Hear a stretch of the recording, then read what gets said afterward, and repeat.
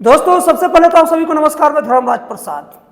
विश्व में ना कुछ देश ऐसे होते हैं ना जो बहुत ज्यादा समृद्ध होते हैं और उनकी पूरे देश में उनकी इज्जत और साख रहती है, लेकिन समय के साथ उनका बुद्धि भ्रष्ट होता है और ऐसे ऐसे देशों के साथ संबंध बना लेते हैं, योजना बना लेते हैं जो अपनी बनाई हुई योजना को भी ठीक से पालन नहीं कर पाते और पूरी दुनिया में ना अपनी इज्जत की मटिया में करवा देते हैं। उन देशों में सबसे प्रमुख उदाहरण है अमेरिका, जो अभी पाकिस्तान से तेल डील करता है, कभी पाकिस्तान के नेताओं को आतंकवाद रोधी दस्ता का प्रमुख बनाता है।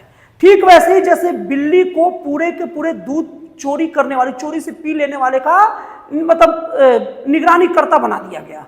और दूसरा देश है सऊदी अरब, जिसका पूरे के पूरे देश में, यहां तक कि जो मुस्लिम कंट्री नहीं भी है उसके अंदर भी अलग वैल्यू और इज्जत था, लेकिन वो सऊदी अरब बकलोल अभी पाकिस्तान के साथ नाटो के तर्ज पर समझौता करते हैं कि आपके ऊपर कोई हमला करेगा तो मैं अपने ऊपर मान लूंगा और मैं जाकर बंदूक लेकर लड़ूंगा। हालांकि सऊदी के पास बंदूक भी ज्यादा नहीं है, उसके पास चाइना से और अमेरिका से खरीदे हुए कुछ हथियार है, लेकिन उसकी विश्वसनीयता ना, कई अभी हाल फिलहाल में युद्ध हुई है ना, वो भी संदिग्ध है और वो पाकिस्तान से डील करता है और अपना इज्जत को मटिया मेट करता है। थोड़ा समय लगता तो अलग बात था। अभी यही डील सऊदी अरब पाकिस्तान से किया था कि आपके ऊपर हमला होगा ना तो हम जाएंगे और हमारे ऊपर होगा तो आप आइए। सऊदी अरब से डील करते वक्त पाकिस्तान तो नहीं सोचा, खैर पाकिस्तान हमेशा उटपुटांग सोचता है और अपनी पैर पर कुल्हाड़ी नहीं मारता, सीधे कुल्हाड़ी को कूद जाता है कपड़ा खोल के।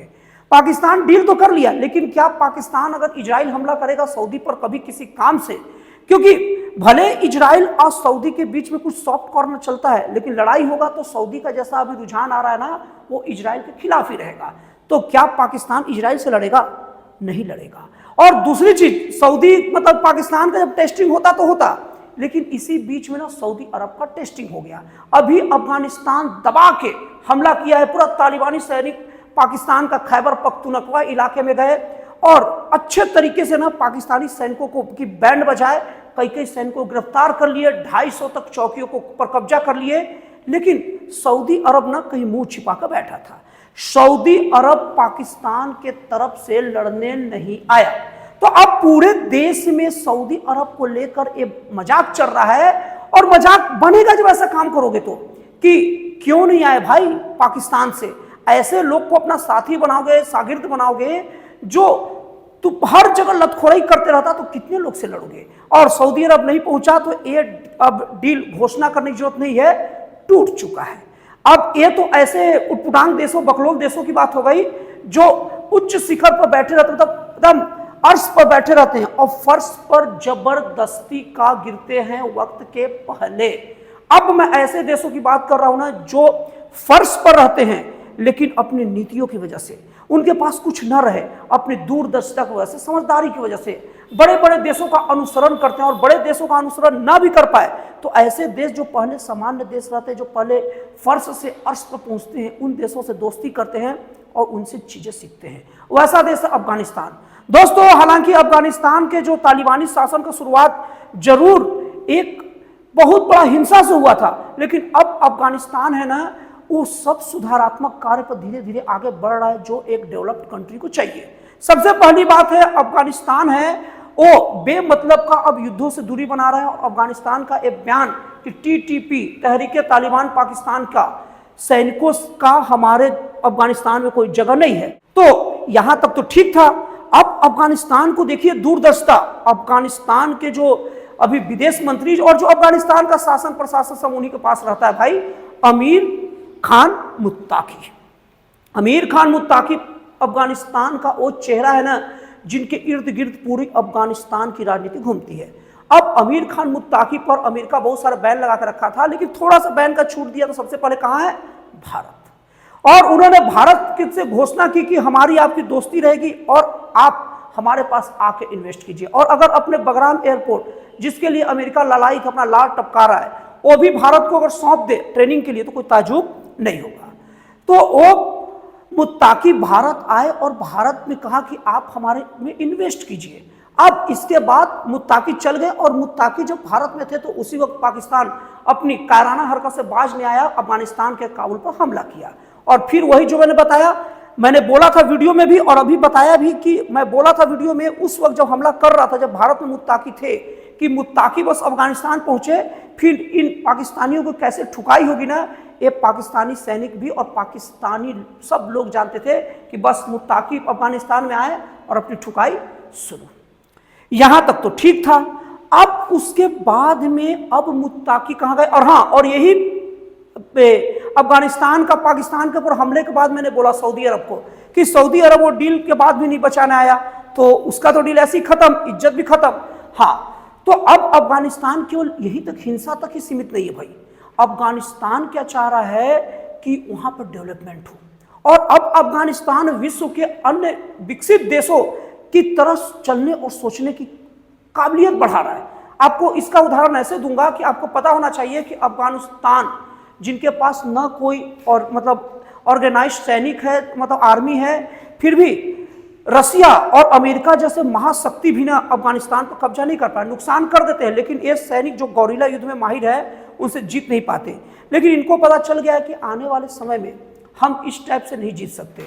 तो जब वो खदेड़े थे ना अमेरिकी सैनिकों को, तो अमेरिकी सैनिक अपने जहाज, एयरक्राफ्ट सब छोड़ के भाग गए थे, उस पर झूला झूलते थे और वीडियो आया, लेकिन कम से कम 6 से 7 बिलियन डॉलर का ना हथियार छोड़ के गए। और वो हथियार इतनी अच्छी क्वालिटी के है कि उसको अफगानिस्तानी चलाना नहीं जानते। और भारतीय इंजीनियरों से मुत्ताकी के द्वारा, अफगानिस्तान के द्वारा ये रिक्वेस्ट किया गया भारत की तरफ से, आप अपने इंजीनियर भेजिए, वो हथियार को चलाना सिखाइए और जो भी रिपेयरिंग वगैरह होगा कर के फिट करिए, तब मैं बताता हूं सभी देशों को। और ये जो है वो कोई आतंकवादी घटना के लिए नहीं, आत्मरक्षा के लिए बात था, सेल्फ डिफेंस के लिए था, जो सब देशों का अधिकार है। अब दूसरा, अभी वहां एक बांध बन रहा है, और ये जो बांध है ना वो अफगानिस्तान के कुनार नदी पर बन रहा है। अब कुनार नदी के बारे में समझ लीजिए, कुनार नदी ना लगभग उसकी लंबाई 500 किलोमीटर होगी, और ये पाकिस्तान के खैबर पख्तूनख्वा राज्य के ना हिंदू कुश पहाड़ी से निकलता है। अब इसके बाद ये नदी वहां से निकलता है ना, तो अब ये नदी अफगानिस्तान के कुनार और एक और राज्य से होते हुए ना फिर काबुल नदी में मिल जाता है, और काबुल के द्वारा सिंध नदी मिलता है, फिर वो पाकिस्तान में रिटर्न चलता है, पाकिस्तान से ही निकलता है और पाकिस्तान में ही चल जाता है। लेकिन इसकी जमीनी बनावट ऐसा है ना कि उसको अफगानिस्तान में वो नदी अफगानिस्तान से होते हुए पाकिस्तान में जाती है। अब जो अफगानिस्तान के जो सूचना उप मुख्यमंत्री मुजाहिद फराही, उन्होंने एक कहा है कि अफगानिस्तान के बड़े नेता शेख हिब्दुल्लाह, उन्होंने आदेश दिया है ना कि इस नदी पर बांध बनाओ, और ये नदी पर बांध बनाओ, तेजी से बनाओ, क्योंकि अभी जो डुरंड लाइन है, Durand line Pakistan Afghanistan line को कहते हैं, ये डुरंड लाइन पर ना अभी बहुत तनाव बढ़ गया है, और अफगानिस्तान पाकिस्तान का स्थिति तो नहीं सुधरेगा, लोग परेशान हैं। और इसके लिए आप कोई भी देसी कंपनी को लाओ और कोई भी विदेशी कंपनी का इंतजार मत करो, किसी भी तरीके से बांध बनाओ, मतलब बनाओ। और इस बांध से ना वहां के लोगों का बहुत सारी जल समस्या दूर होगी, क्योंकि अफगानिस्तान ने कोई समझौता करके नहीं रखा है, जैसे भारत का सिंधु जल समझौता नेहरू के द्वारा बिना सोचे कर दिया गया था और भारतीय संसद को बताया भी नहीं गया था। आज अगर मोदी जी ऐसा समझौता कर देना तो तुरंत मोदी जी को देश का डिक्टेटरशिप कर दिया जाएगा, और सवाल पूछने लगेंगे कुछ चैनल्स, कुछ लोगों के द्वारा कि कितने रुपए लेकर बेच दिए, लेकिन नेहरू गांधी को नहीं पूछ सकते, वो सब मुक्त है सब चीजों से, ये सब सवालों से। हाँ, तो अब मैं अफगानिस्तान पर आ रहा हूं, तो अफगानिस्तान का कोई समझौता तो है नहीं। तो अब यहां पर देखने वाली बात है, 5 साल से तालिबानी है, अभी तक बांध नहीं बना रहे थे। ये नहीं बोल रहे थे कि निजी मतलब देसी कंपनी से बनाओ, कोई विदेशी को मत बुलाओ। क्यों रेडी हो गए? क्योंकि कहीं ना कहीं भारत एक उभरते देश को मदद कर रहा है, जो करना चाहिए। तो इस तरीके से देखा जाना तो पाकिस्तान की तरफ से हर तरीके से अटैक हो रहा है उस देश पर कंट्रोल के लिए। भारत सिंधु जल समझौते को लेकर किया, और अफगानिस्तान भी अब कुनार नदी को लेकर कर रहा है। मतलब अफगानिस्तान टोटल भारत के हिसाब से चल रहा है। भारत अपने हथियारों का अच्छा ट्रेनिंग ले रहा है, अच्छा ट्रेंड कर रहा है देश से लड़ने के लिए, और अफगानिस्तान के जो तालिबानी सैनिक है वो भी अपने हथियारों को धार लगा रहा है ताकि लड़ सके। तो निश्चित तौर पर ये अफगानिस्तान देश ऐसा देश है ना, जो आने वाले समय में अगर ऐसे ही चलता रहा तो वो भी एक नई ऊंचाइयों को छुएगा। और कभी भी कोई भी देश ऐसी फर्श से अर्श पर पहुंचता है, अगर ऐसे देश को देखना है, अफगानिस्तान को देख लीजिए, अभी फर्श पर है लेकिन धीरे धीरे अर्श की ओर बढ़ रहा है। आगे क्या होगा, उसके नेता कैसे आएंगे, उसका वह जवाबदारी कोई नहीं ले सकता, लेकिन अभी तो फर्श से अर्श की ओर जा रहा है। और दो देश अमेरिका और सऊदी अरब अर्श से फर्श की ओर बढ़ रहे हैं। तो दोस्तों, आपको ये जानकारी कैसी लगी प्लीज कमेंट करके बताइएगा। तो फिर मिलते हैं अगले वीडियो में एक जन कल्याणकारी और एक राष्ट्रवाद से प्रेरित नए विचारों के साथ।